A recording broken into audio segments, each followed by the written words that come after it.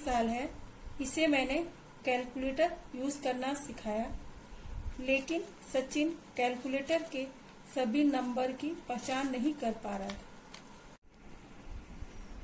इसके सॉल्यूशन के लिए मैंने कैलकुलेटर के सभी नंबर को कलर से कलर कोडिंग कर दिए। अब सचिन कैलकुलेटर में बटन दबा के दिखलाएगा। देखो सचिन, ये 0 है। सचिन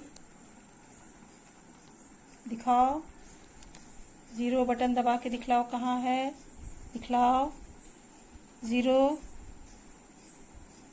गुड। सचिन, ये 1 है, कैलकुलेटर में 1 नंबर दबाओ।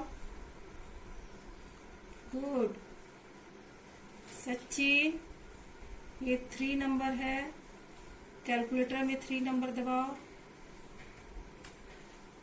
गुड। अब ये देखो, ये प्लस का साइन है, कैलकुलेटर में प्लस का साइन कहाँ दिखलाओ।